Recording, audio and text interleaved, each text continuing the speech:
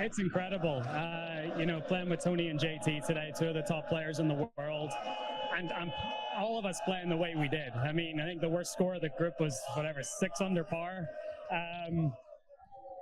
Yeah, this is a day I'll remember for a long, long time. 21st PGA Tour win, one more than someone else. That gave me a little bit of extra incentive today, and happy to get it done.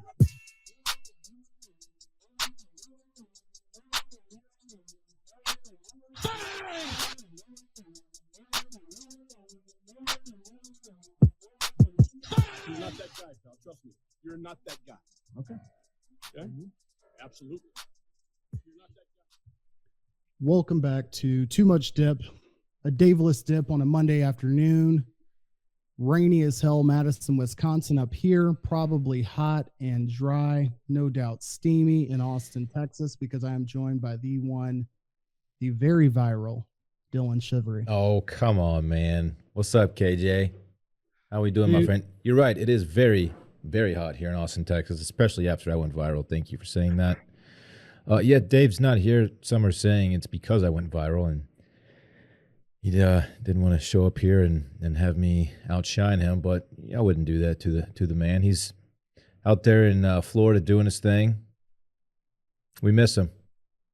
You got to think he, when he booked this trip to retrace the steps of the entire Floribama cast, I don't know how many seasons that show ran, but I imagine CMT might have picked it up for like season 3 or 4. But when he put this on the calendar, he had no idea what his trip would be, overlapping. And by that, really, I just mean he had no idea that, like, the end of Joyce Allow's career at Oklahoma would occur while he was gone. That Dillon would be like one step away from being BFFs with Martha Stewart. Like, do you think she saw the tweet? Yeah, it's you think about when when someone like Snoop Dogg quote tweets you, and all the retweets and all that, the Instagram accounts that pick it up, your mind starts to wonder, like, who's seeing all this? Like Snoop Dogg, that's a heavy hitter, man. And so yeah, I think Martha's aware. I think Martha's aware that I have a very funny 7-year-old son. I do like the thought that there's somebody who was on the, Super Bowl planning committee that, still follows Snoop from the performance at this year's Super Bowl. And as they're like getting their, holiday lineup ready for whatever programming they're doing now, they're like, let's keep tabs on this guy. Yeah. Get a call sometime from like somebody at Viacom, like wanting you to sit in on like a, your second or third television appearance, just following this one tweet. Yeah, I'm waiting for like Ellen to reach out. Like, can we have your son just do a quick little guest appearance on the show, something cool like that? But nothing along those lines. I haven't received any cool emails yet from anyone influential. No opportunities are coming up this yet, but it's been a very fun, exhilarating ride since Friday night. Fair. Yeah. Well, I won't take up too much time with this, but I do want to brag on something I would call a lifetime first, maybe a lifetime achievement. Definitely a big step in not only my dadhood life, but my suburban and Midwestern life. Mm-hmm. And that is my first ever garage sale experience. Oh, not as a shopper, but as a you retailer. hosted. Oh, and how'd it go? So you did this over the weekend? Did this over the weekend. Not something that I planned, which is the only reason that it occurred. Our neighborhood had this scheduled, I guess, a couple months ago. And it was, I don't know, we've got 4 or 5 streets worth of houses that justify, or I don't know, whatever, declare our neighborhood. So maybe 150 homes, but probably 25 or so participated. I have no idea. There wasn't like a head count or list of all the homes that I reviewed. But I know that my wife, who has some time on her hands as she is taking care of our now 2-month-old daughter and kicking ass at doing that, took it upon herself to say, okay, we've got quite a bit of stuff that we moved from Texas with that we absolutely do not need. Stuff from whenever I lived alone, her condo, We moved out of a house that was larger than the home we're in now, overall square footage wise, and had a guest house. We staged that house when we sold it. So we just had redundancies everywhere. Prime opportunity. I didn't expect much. I expected, we'd sell some things here and there. We had like a Roomba that we got as a wedding gift that just didn't function quite properly. That sold. I sold one of the TVs that I didn't break or that movers didn't break. But I would not have believed that, just a humble little garage sale, you could walk away with a comma in the grand total. That was quite really shocking. Absolutely. Oh my! What? I mean, were you selling like a PS4? Like what exactly? I guess the Roomba is a big ticket item.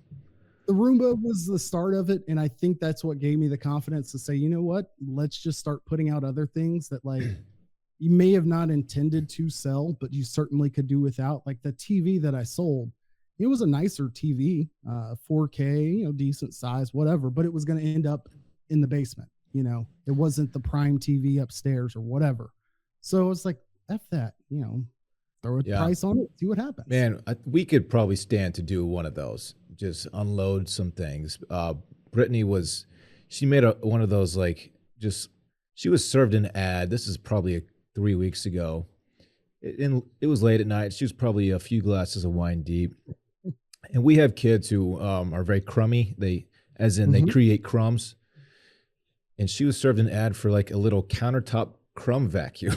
It's like basically the size of this coffee mug. And it's exactly what you would think it is. Like, instead of using a paper towel, which has been very efficient over the years in cleaning up crumbs, it's just you turn it, you charge it, you turn it on, and you just go like that over the crumbs. And no one needs that.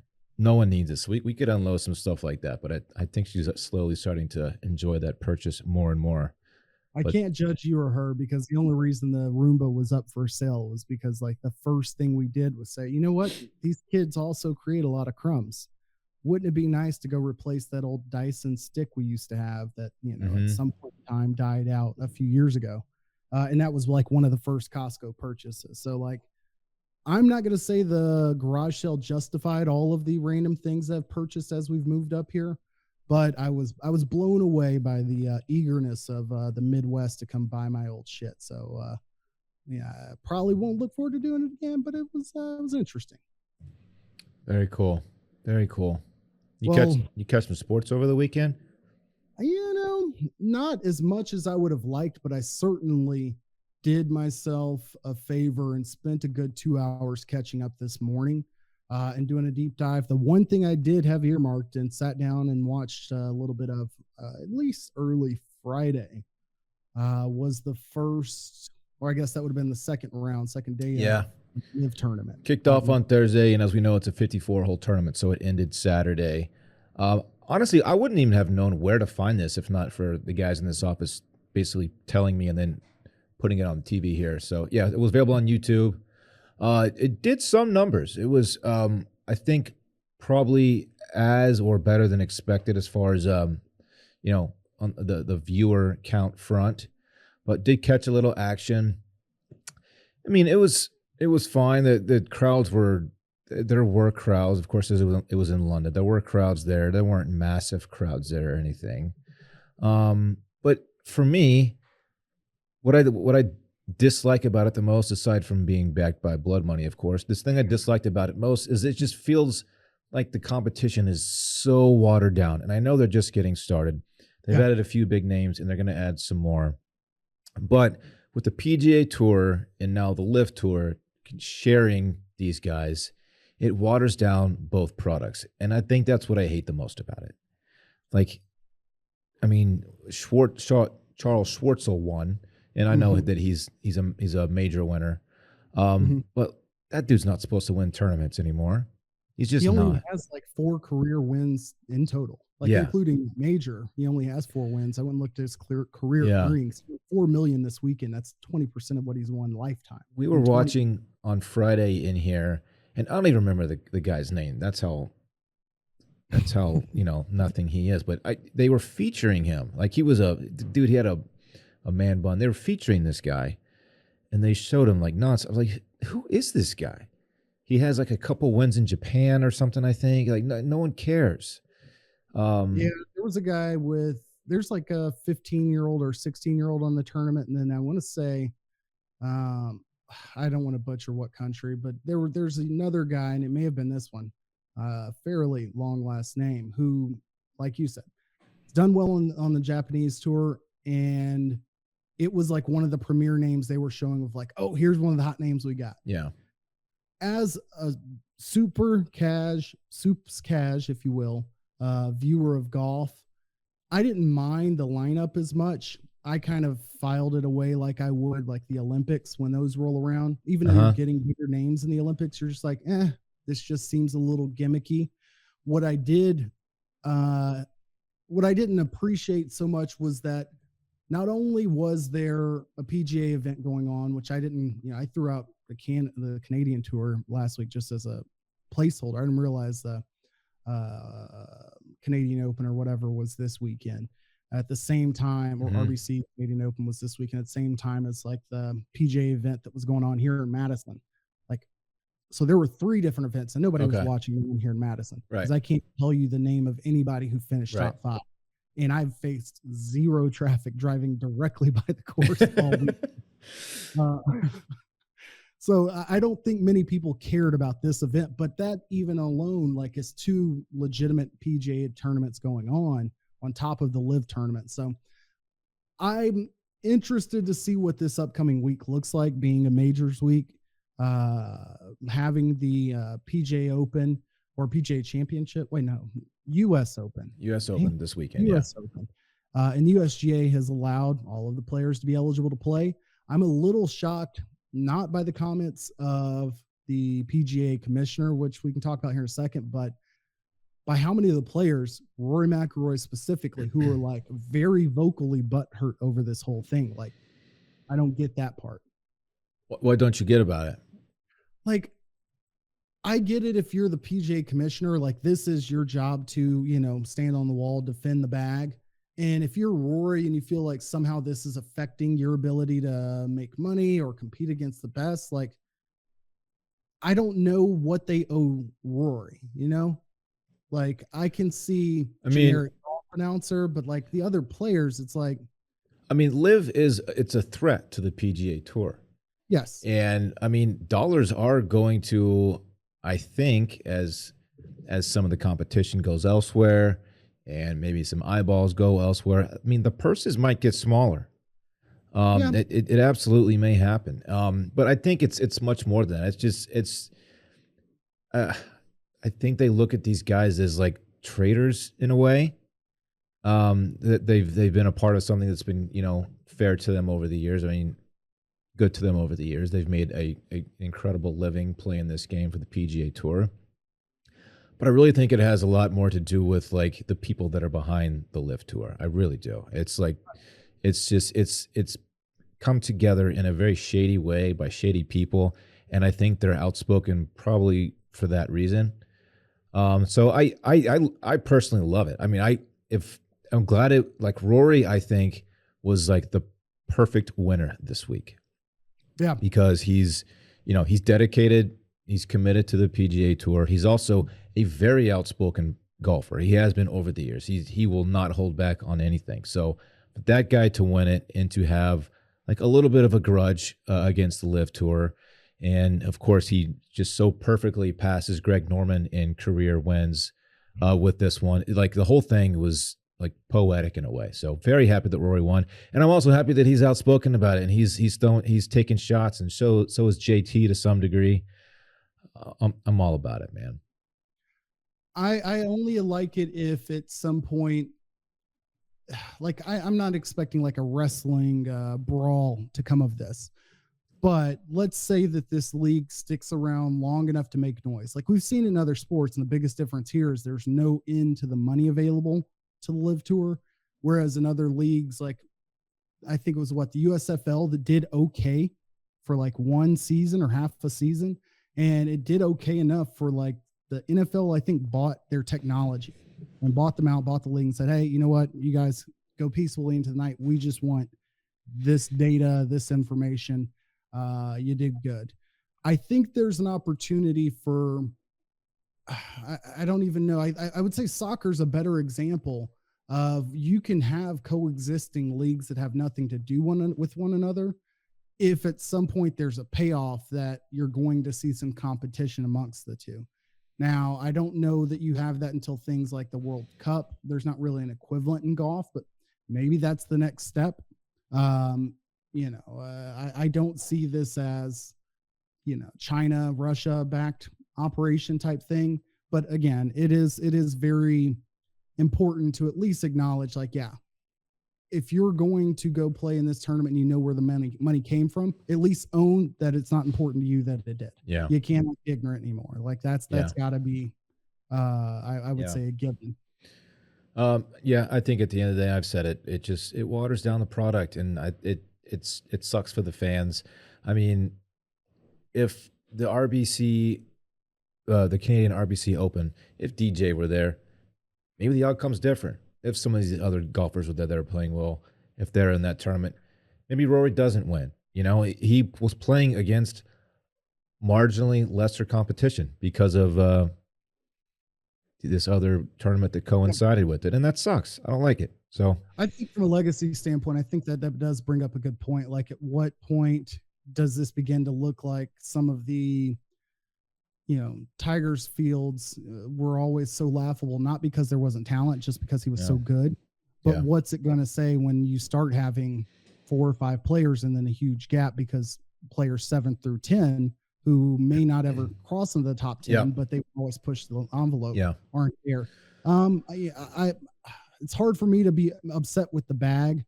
It's also, or going after the bag, but it's also hard for me to feel that the PGA Tour specifically, I agree being upset about competition, although I think in general we should embrace that. But the PGA Tour specifically being able to take a moral high ground, I kind of feel like it's a little bit weird. One of the most, they embrace their history, they embrace their legacy, but it's also like intertwined with some of the most exclusionary venues and places in the country to this day, and not for the best reasons. It's a little bit hard for me to be like, oh, well, it's America's first time, the PGA, who's always been open and welcoming to everyone. Yeah. Like, I'm not going to equate the two, I don't know. You fund 9/11 versus you're just kind of okay with, Augusta National's history. I don't think those are on level playing fields, but at the same time, I think that I'm interested to see if the competition side of it creates something good for the viewer. So we mentioned Rory had some comments. He threw a little bit of shade at LIV Tour, Greg Norman, and made a petty comment about passing him in wins. Didn't mention him by name, but it was obviously implied. But also Jay Monahan, PGA commissioner, was interviewed while at the Canadian Open, and he said some interesting things. First of all, he mentioned 9/11 and families of the 9/11 victims, and them wanting. He said something like they co-authored a statement against something a lot. Anyway, they're unhappy, and he was very sure to make that clear. But also he said, and this is a quote, he said something like, "Has anyone ever had to apologize for playing on the PGA Tour?" Of course, implying that people who are playing for the LIV Tour have, they have a lot of questions to answer.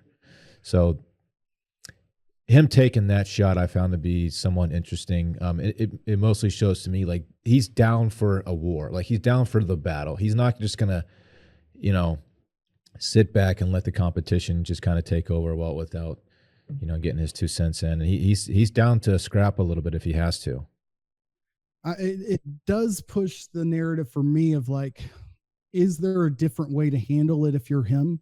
Like, is there quote unquote a high road to be taken, or is there a bridge that can't be unburnt? Because they've been very vocal about suspending the players who play or future players that participate in the LIV Tour. Mm-hmm. Very open about drawing that red line, as is their right.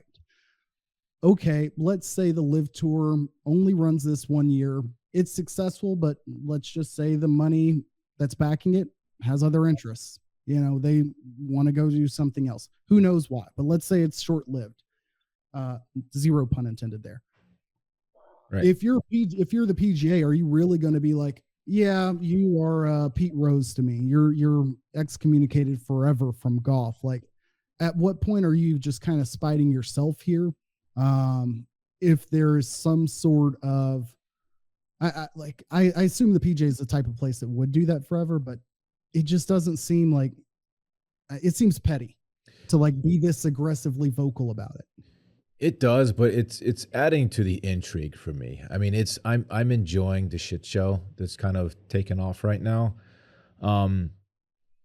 Yeah, I mean, if you were to sit back quietly, and if the players were to just not speak up about what's going on, it would. I don't know. It would just be a little boring. Like, okay, we got this other league now, and it's backed by the Saudis, and that's kind of shitty. But they're whatever. But since people are speaking up about it, and even the commissioner of the tour is speaking up about it and saying some pretty heavy stuff, it makes it all just a little bit more interesting to me. So I don't know what to expect in the long run. I don't think the LIV Tour is going away anytime soon, but we'll see what happens. I mean, I think they're about to announce like a next wave of guys. Bryson is one of them. Matthew Wolf, I think, is going, and some other pretty big names. And I think it's just only going to get worse. Yeah, maybe that has a lot to do why he can't be quiet about it, because this is not good for business. Quiet, it's not a good look at all. Not good for business. Vocal. Yeah. So I am curious to know if Tiger's healthy, I think there's a chance Tiger would have been on that list. I don't think so. I don't think he needs it. I don't think so. I think there would have been an opportunity for them to say, you know what, Tiger, this is your thing. Like, they would have given him the reins, carte blanche. Like Greg Norman would have just been the number 2 in this situation, and they would have turned over all of the intrigue to Tiger. Although we know Tiger cares so much about majors and the Masters that I don't know that he would want to gore that ox. But I think there's a chance Tiger would have been like, you know what, I do like money. And by the way, announced he's now a billionaire over the weekend. It's been announced.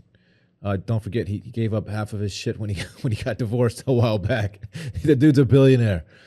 So for all this to happen while that's going on is interesting. Also, like all the records, I mean, that stuff, record books, the PGA Tour wins, and also like the world golf, like the world ranking.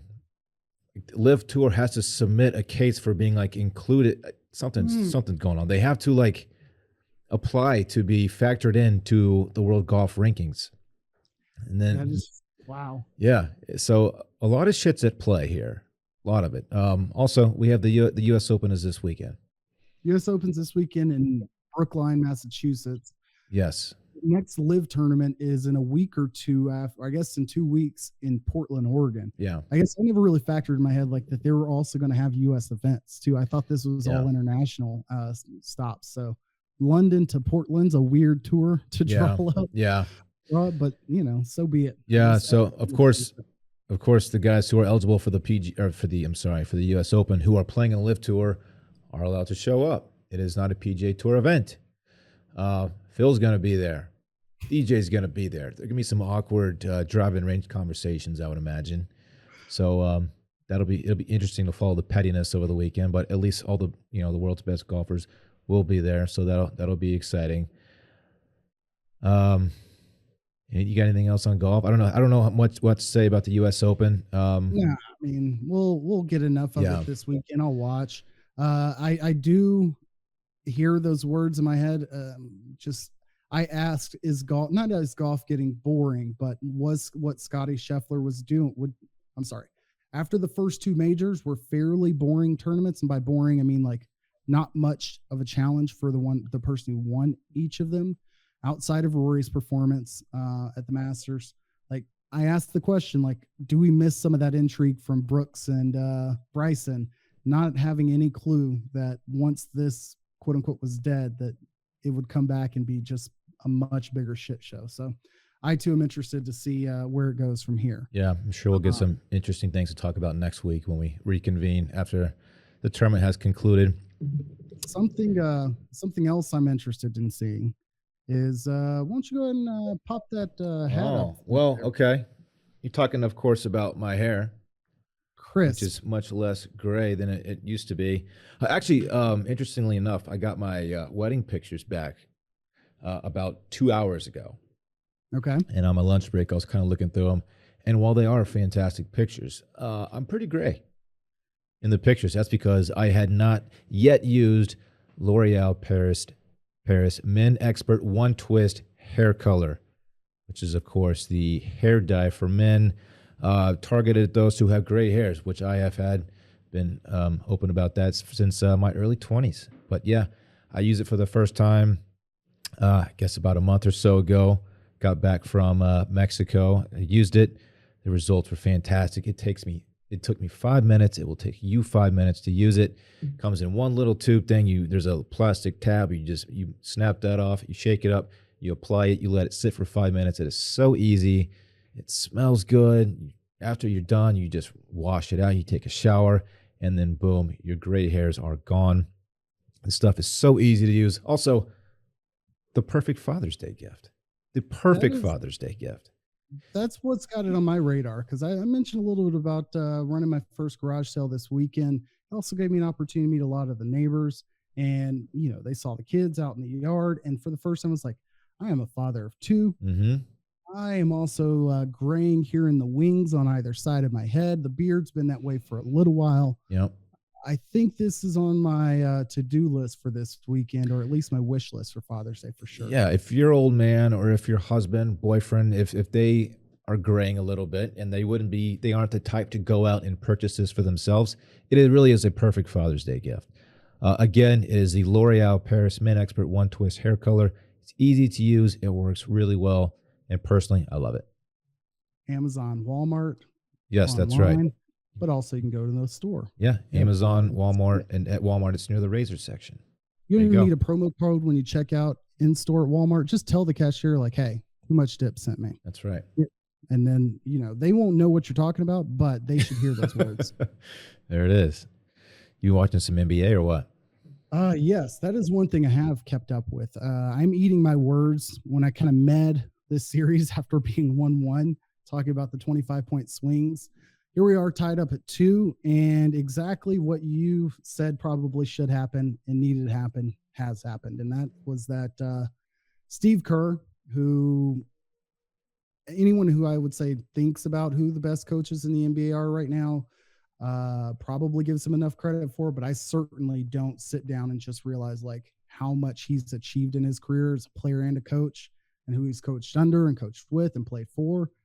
But his decision to bench Draymond and Draymond Green, one of the most vocal, loud, boisterous personalities in the NBA, basically is like, yeah, it was disappointing, but I agreed with it. I had to roll with a hot hand. So Jordan made sense. Has he been benched going into game 5, or was he benched for game 4? I'm kind of catching up on this. He was benched, I want to say, in the first or like into the second. Okay. He was Will benched. Will he start tonight? He probably will start tonight. Thank you, Siri. We thought we only had 2 of us today, but Siri stepped in. But I believe he'll be in the starting lineup. One of the other changes that was made was that he benched Kevin Looney, who was a star in the Western Conference Finals versus the Mavs, who's just been getting tossed around in the post and not really contributing on the level that he's capable of. Mm-hmm. But it was a big game. So I believe the game goes back to Golden State here. I wouldn't be shocked if Boston still messes around and wins out west. But it's turned into, as good as got a good series. Yeah. Love it. I don't have much more on the finals. Honestly, I've been watching so much college baseball that I haven't really given much thought to basketball. If you have nothing else, let's move on to college baseball. Absolutely. Yeah, the super regionals actually and two of the matchups are still ongoing. But the the college baseball, the College World Series is starting to round out a little bit. The big shocker over the weekend, Notre Dame took down national number 1 seed Tennessee, who we have talked about quite a bit, or at least a little bit, leading up to today. I've been outspoken about how much I hate them. I think, and when they were losing the other day, I noticed that I am far from the only one who feels that way. This team, if you guys are unaware of Tennessee, I think they lost only like 5 games all regular season. They just absolutely just torched the SEC. Far and away the best team in the SEC. They came in with a lot of confidence, and this team, when I say a lot of confidence, I should say that's the cockiest team of all time. These guys have a fur coat in the dugout that they put on after home runs. They have a cap cap hanging in the dugout that says "Daddy" that they wear around. These guys, they have choreographed celebrations for base hits. They bat flip, to the moon when they hit a home run. They are just obnoxiously cocky. Probably the cockiest of them all is, I think he's a center fielder. His name is Drew Gilbert. This guy has face paint that covers his whole face. He's got the big loud Oakleys that are basically pit viper sunglasses. He wears a bandana and he just struts around the field like he owns the place. And this guy, he argued a called third strike in game 1 early on in the game and said something to the umpire, and he got booted. And because of that, he had to miss game 2. So Tennessee lost game 1 against Notre Dame, won game 2 in his absence, Drew Gilbert's absence. And then they lost the deciding game 3. I guess it was yesterday. And it was very exciting. Everyone was on Notre Dame's side because this is a very hateable team. Also, their head coach, he's and to say he's an enabler is an understatement. This guy got booted from a game for like chest bumping an umpire. Like, he's obnoxious too. Anyway, very happy to see those guys go home, not just because they are dickheads, but because they are a very good baseball team that just didn't have it over the weekend. So The way game 3 unfolded, basically, what was it, 2-1 going into the 7th, I believe, and that's when all hell broke loose, basically, for Tennessee. they were down. I want to say it was like 1-3. I think Notre Dame was down. And then they just had a few really clutch base hits, including a home run to bring the score to even, and they went ahead and then just tacked on a couple of insurance runs, I guess. Yeah. 8th inning, and so I went back and watched the game recap, and it was like a quick 2-minute hitter. Yeah. And then I was like, all right, that's not enough to give me the gist of like the tense, like in moments like this, when you're the favorite team, you're at home, you've got fans from Eastern Tennessee and all of their cousins, possibly relatives and kids or wives, who knows, but you've got everyone there watching you, and the pressure's as high as it gets. Like the 2 or 3 or 4 minute recap wasn't going to do it. So I went back and watched like the every hit clip that ESPN puts together, or every pitch or whatever that they put together. And to watch like the wave, and I don't think momentum's a real thing, but the wave of emotion that just completely left their crowd from the moment that first home run, left the bat to tie the game up. And then they go ahead. And then in the 8th inning, Tennessee screws up, and they have a very ticky-tacky error made, a throw from third to first that, just kind of skipped there, and the first baseman mishandled it, and couldn't get the out. That continued on to a deep base hit. I think it was a double that drove in another run or two that wouldn't have had a chance to happen because that error extended the inning. And then you follow that up with Tennessee's down 4 runs, I want to say, in the bottom of the 8th. And I don't know if it was Drew Gilbert, the guy that did it. Now that I think about it, I think it might have been him who screwed this up. But it looked like there was going to be a wild pitch. Yeah, it was Drew Gilbert. Yeah. Yeah, and the catcher basically, I don't know which the phrase, got behind it, made sure it didn't go past him. The ball kind of skipped away from him. It wasn't a pure pass ball. It didn't like go to the backstop, but it got away from him a little bit. Yeah, Drew Gilbert took off, and they were down a few runs at this point, like you said. A very crucial base runner. Catcher picks it up, throws him out at second base, and ends that little threat. Big time mistake. And I think the catcher's the guy who hit the home run to tie it up and was like his second of the year. Yeah. So it wasn't like, oh, this is a guy they were relying on, but for him to make that play, turn around and save the game in that moment against, Drew Gilbert, who I didn't know from Adam until, you gave me the rundown a moment ago. That was tremendous to kind of see all of that unfold. I would never and will never root for Notre Dame outside of like Marcus Freeman and what they're doing in football going forward. Don't care for the university. Yeah. But it was awesome to see. Yeah, Notre Dame had a freshman pitcher, left-handed pitcher, who pitched the last 4, maybe 5 innings, and he just pitched his ass off and just really kept Tennessee in check. And this is a team that had like 150 home runs over the season. Their 7-hole hitters, and 8-hole hitters had like double-digit home runs on the year. It's an insane offensive team, and some like legit, MLB prospect pitchers too. So I'm glad they're out of the tournament moving forward. Also moving on, we have, aside from Notre Dame, Texas won. The Texas game was slated to start at 3:00. Weather delay pushed it back an hour. They get it going like right after 4:00, and Texas immediately puts up 4 runs. Melendez, the Hispanic Titanic, hit a 3-run home run, and they add another one. There's 1 out in the top of the first, and they call it again. Weather hits, and they don't get going again until 9:15 last night.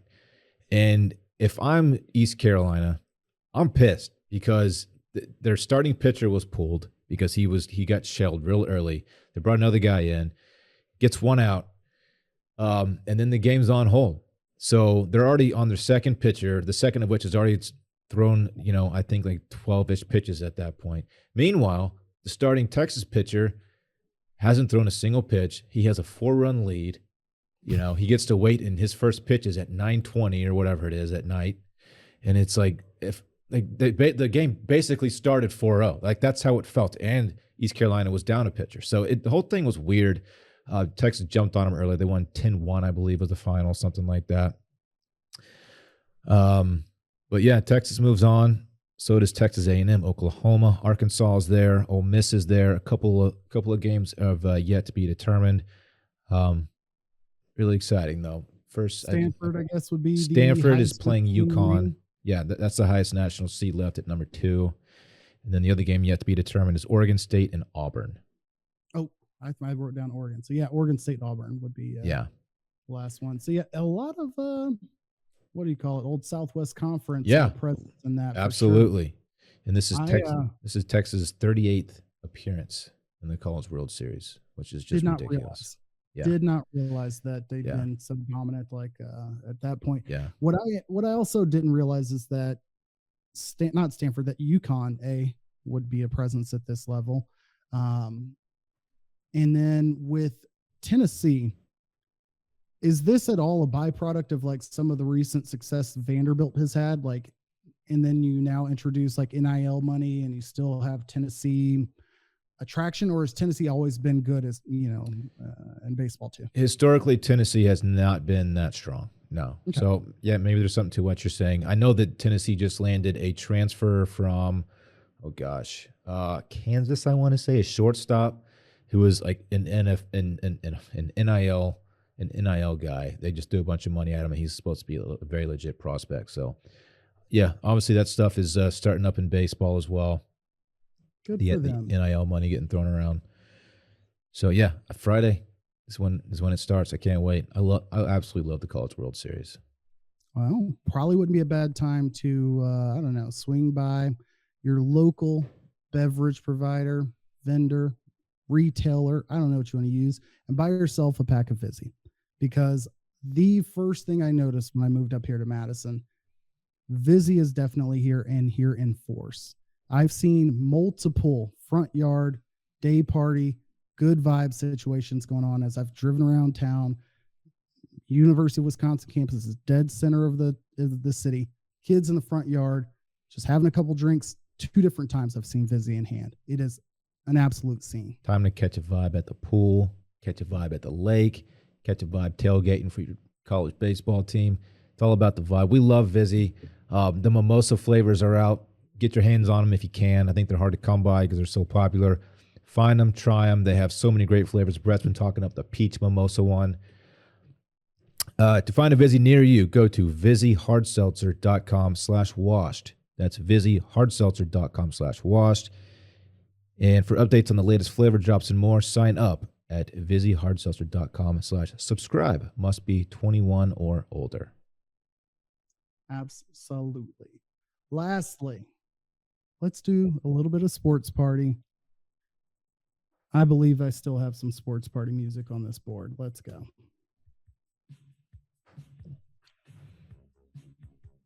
First and foremost, I don't know if you saw the video last week, but there was a boxing event that took place in Africa. One boxer named Samiso Buthelezi. I apologize, as it's probably the last time you'll hear me quote his name. So unfortunately, he has passed away following that fight. And if you don't know what I'm talking about, there was a scene in which two boxers were going at it, and Samiso was delivering most of the damage. The other boxer basically got knocked out, somehow got up.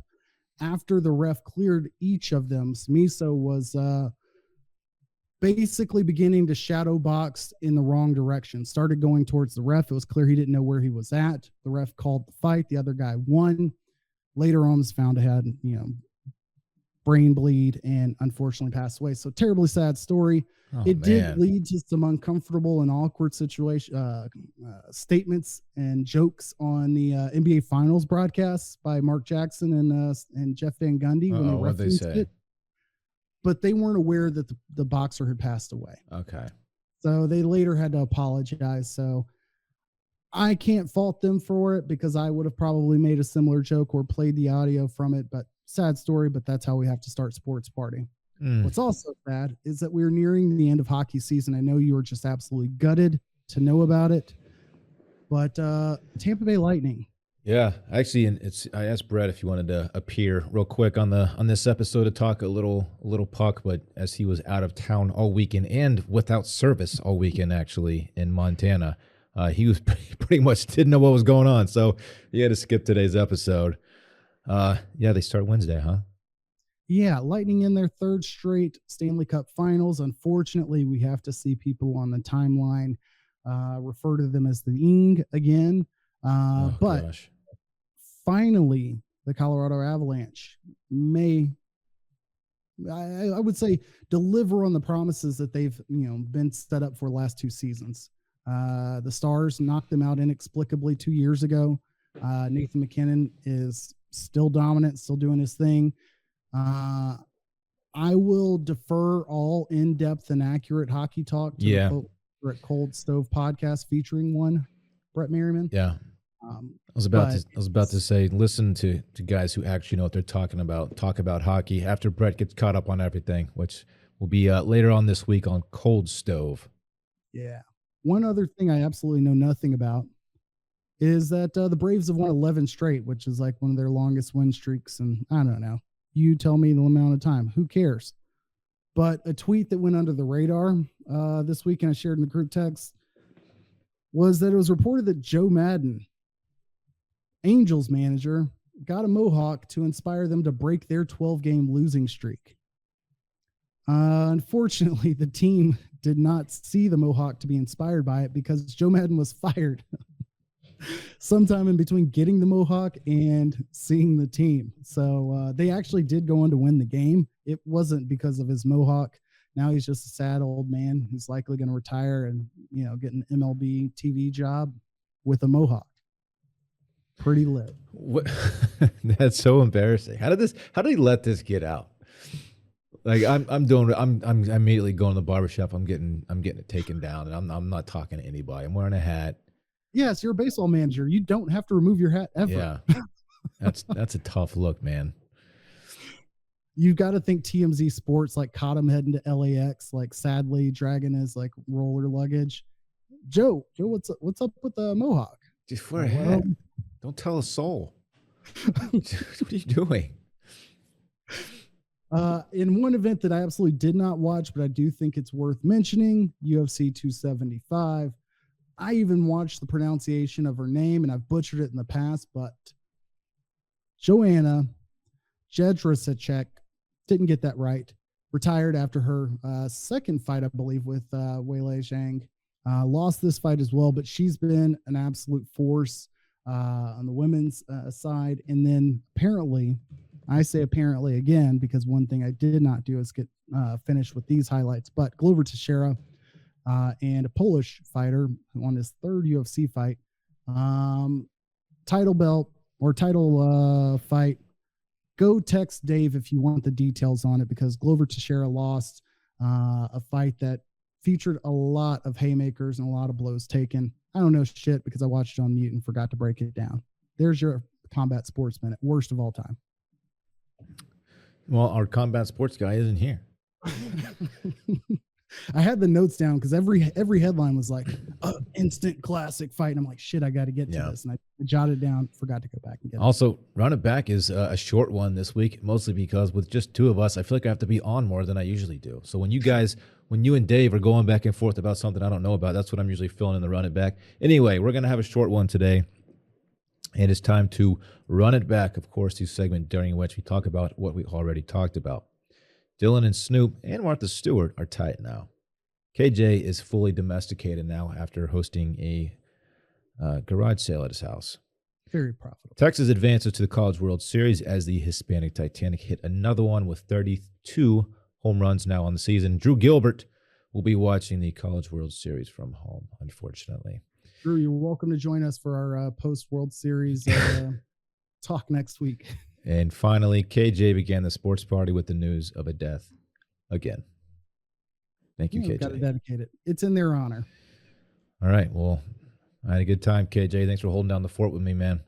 This was great. I appreciate you allowing me to be in your presence, in your aura, as you will, ascend to another level. Maybe this podcast will get retweeted by shithead Steve or shit Steve says. I don't know. Man. Some other Reddit threads or who knows. As I said on Circling Back, I've been on Twitter since the fall of 2011. And nothing like this, even close, has happened to me before. And I'm pretty sure it is never going to happen again. I got struck by lightning once, and it was exhilarating. It's no Time magazine, but it's something. Well, I appreciate it. We will get out of here. Enjoy y'all's Monday. Bye-bye. Bye. Dip, that's all I know. I don't want my chips plain. I want my chips with the dip. So bring them dips.